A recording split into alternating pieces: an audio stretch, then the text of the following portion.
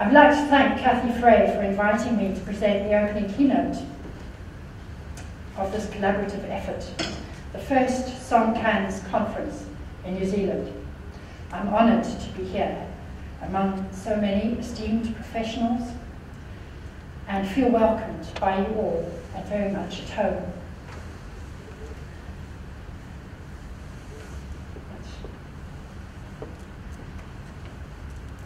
I've taken this definition from the website, and I think Cathy wanted to cover every possible angle of integrating complementary medicine with the current medical care situation. So I'm going to summarise it. The aim of SOMCANZ, in summary, is to bring professionals together around the most important event that can occur in any person's life, being born. Planning a pregnancy, long 9-month pregnancy, a birth and recovery postpartum, the inception of a family, are sensitive and critical periods in human life. If we're to provide optimal conditions for the flourishing of a human being, there is much wisdom that professionals can bring to the journey of pregnancy and birth. Medicine, midwifery, neonatology, pathology are a few of the disciplines that serve pregnant women. However, there are others that serve a pregnant woman in complementary supportive ways, such as homeopathy, chiropractic treatment, craniosacral therapy, counselling, psychology, psychiatry, herbal practitioners, Chinese medicine, acupuncture, multibus, Vedic medicine, kinesiology, yoga practitioners, aromatherapy, massage therapy, to name but a few. My personal interest in psychology developed in response to my own life journey, and I use counselling a lot in my practice, both for referrals and in the clinic. I also utilise a list of alternative practitioners of various disciplines, and clients are regularly referred when they're financially able to engage with other practitioners. Then I just want to talk a little bit about Maslow's hierarchy of needs and where I come from in South Africa. We need to meet our physical needs before we can develop in other areas, and the needs for safety. And in South Africa, we're probably quite busy with those two levels. My appraisal of New Zealand is that you've probably moved beyond those two, and you're busy with love and belonging, esteem, and self-actualization. New Zealand is fortunate enough to be in the top 10 of the least corrupt countries in the world. It's economically stable and abundant, such that Maslow's basic needs for human stability have largely been met. The hierarchy of needs, as described by Maslow, places self-actualization as the zenith of growth, and I would like to suggest that SOMCANZ is in the process of self-actualizing and reaching into the future by leading the way with this conference to bring about integrated maternity care and cross-disciplinary collaboration. I believe it's a mammoth task. Medicine is a compartmental discipline, and it's hard enough to find paediatricians talking with obstetricians or obstetricians with midwives and vice versa, never mind asking us to extend our collaboration to complementary practitioners outside of the accepted medical sphere. Everything that irritates us about others can lead us to an understanding of ourselves. Carl Jung examined the depths of human psychology, both in himself and others. What he is saying here is, before you try and take the splinter out of someone else's eye, take the log out of your own. Before I proceed to examine the reasons why it's important to integrate psychology into maternity care, please bear with me and take a moment to ask yourself the question: what are the motivating factors? What is the compelling force that brings you to maternity care? What childhood dream or trauma informs your arena of work? Does the element of control over others in medicine attract you? Are you a wounded healer? Do you recognize women's vulnerability during pregnancy and birth, or are you addicted to the injection of joy and adrenaline you receive when a new baby is born?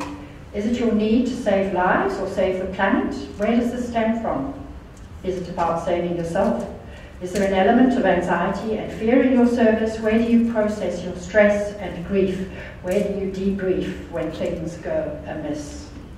What is it that irritates you about the midwife, the obstetrician, the massage therapist, the neonatologist, the anaesthetist, the doctor of Chinese medicine? What is it that irks your ire about scientific dogma, airy-fairy holistic medicine? What is your prejudice?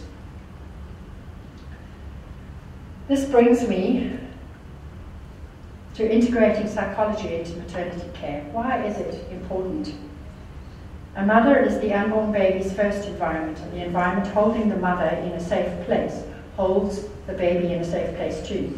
Human beings do not live in a vacuum, and we're affected by our epigenetic programming, including chemical, physical, and social and cultural milieu. Dr. Thomas Verney and Arthur Janoff both highlighted the possible impacts of the prenatal period on fetal growth and future mental health.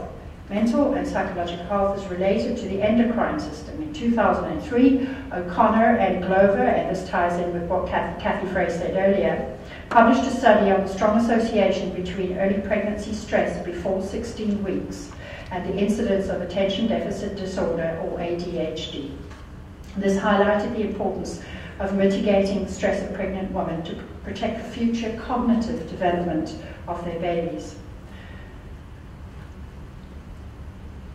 Recent studies have highlighted the importance of epigenetics, or events which shape the genes of future generations. Professor Moshe Sif has spent many years studying methylation of the genes and has just published a paper in the Trends in Molecular Medicine special issue, Nurturing the Next Generation. The data suggests that parental experiences can be transmitted behaviorally through in utero exposure of the developing fetus to the maternal environment, or through either the male or female germ line. The prospect that ancestral experiences are written into our epigenome has immense implications for our understanding of human behavior, health, and disease.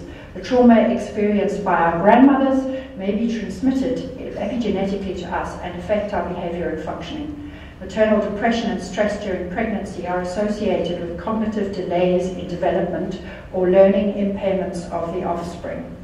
Everything is connected. No man or woman is an island unto himself.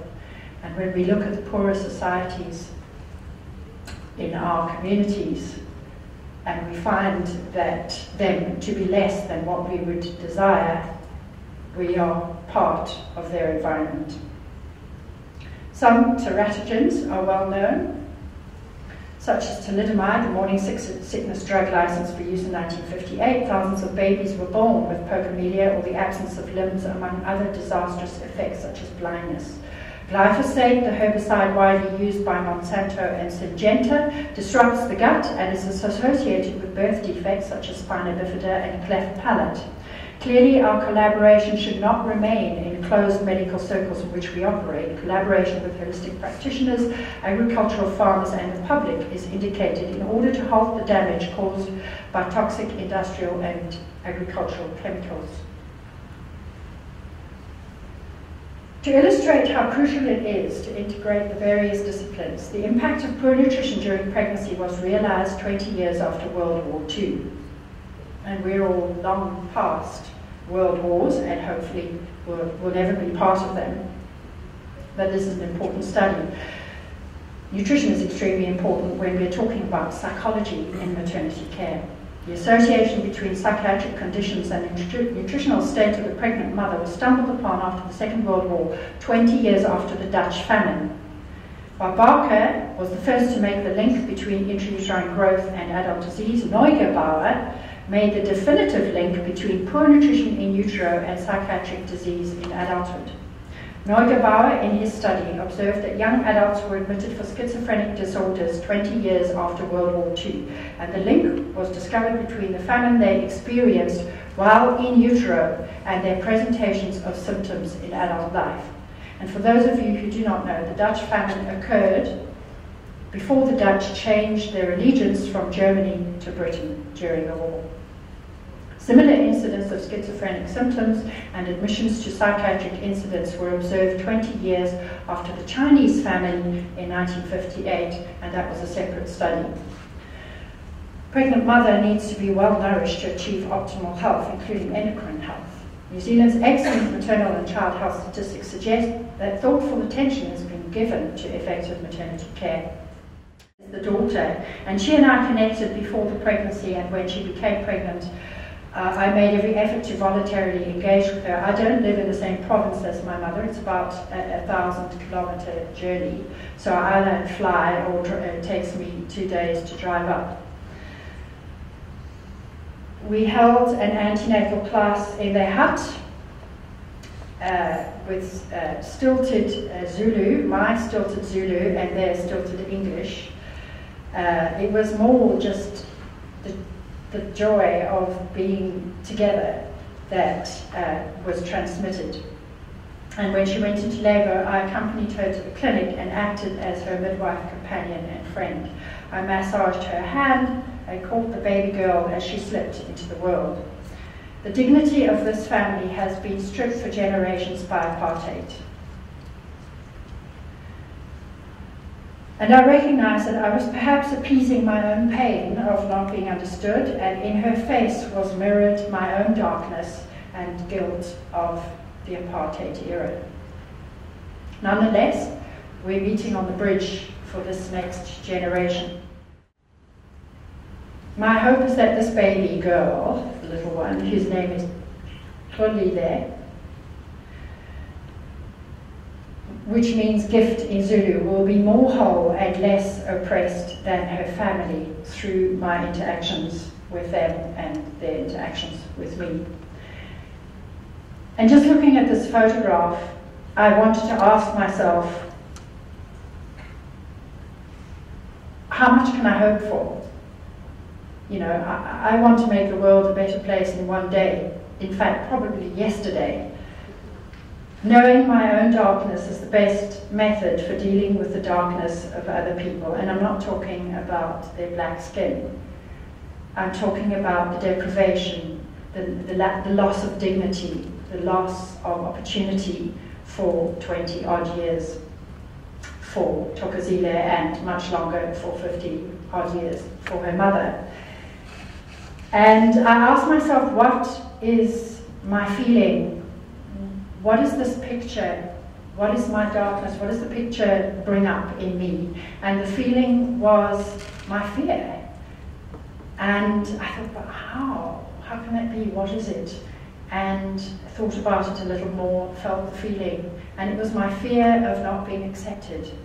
My fear of not being recognized. It's a very, very primitive feeling. It's part of my body, and it's something that was imprinted into my psyche before and when I was born, and after I was born. The need, therefore, to support a pregnant woman's whole experience is paramount, as prolonged stress responses affect all systems simultaneously. A stressful incident stimulates the release of glucocorticoid hormones and enables the body to respond to danger by awakening a hypervigilant state, an increase in immune response and improvement in the capacity to learn, and a breakdown of fat and protein to facilitate speedy action. This is a short-term event. When the danger is over, the glucocorticoids are absorbed by the receptors in the cells. In every cell in the human body, there are glucocorticoid receptors, and are metabolized by the enzymes, and toxins are excreted by the body. During labor, a mother is vulnerable to stress responses as they interfere with the release of oxytocin from the pituitary, the hypothalamus in the brain, and the adrenal glands. A mother can recover from a short period of mild stress, but may find it increasingly hard to recover from prolonged stress. And prolonged stress is most evident during pregnancy. Long-term stress of any kind will affect the pregnancy and the labour progress, the participatory capacity of the fetus and infant, and interfere with the outcomes for mother and baby. The hormone melatonin teams up with oxytocin, which is why women labour best in dark at night when they are less disturbed and the circadian rhythms are active. That's why a good midwife will turn down the lights and speak softly. The best midwives are those with the soft voices when a woman is in labour, because the midwife understands the basic stress physiology.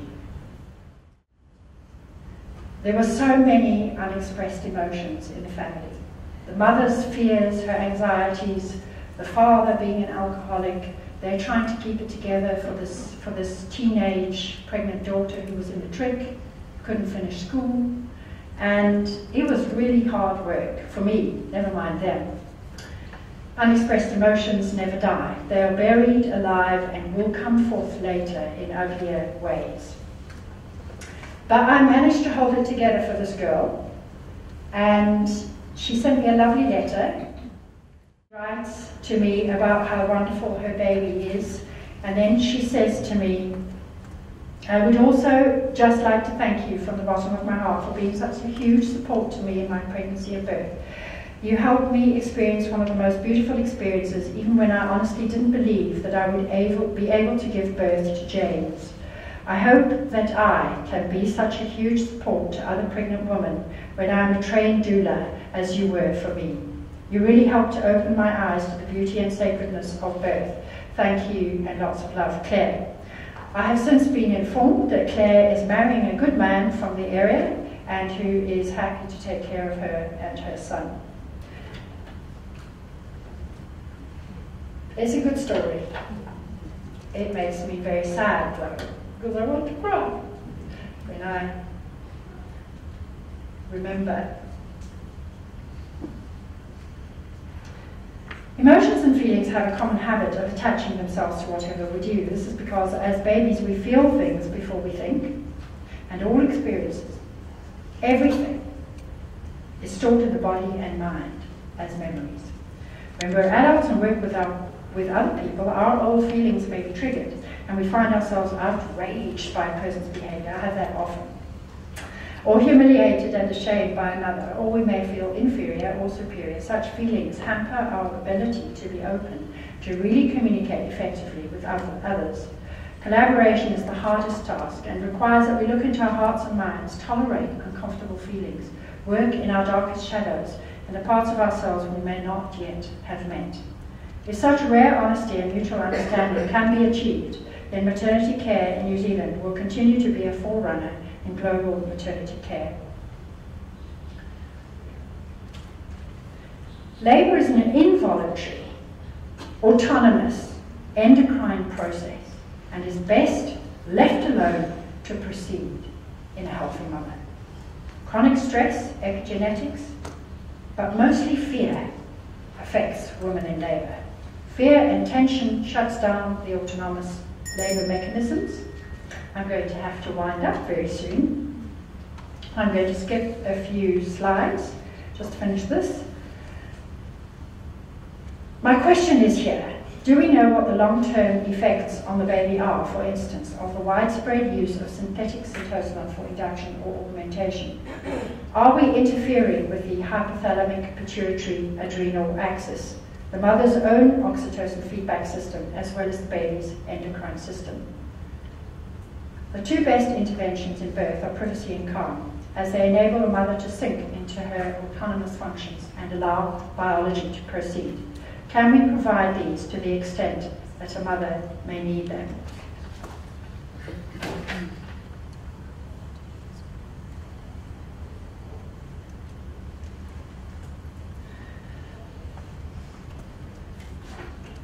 There is growing evidence that psychological trauma and maternal stress may permanently alter the fetal genome and neuroendocrine systems.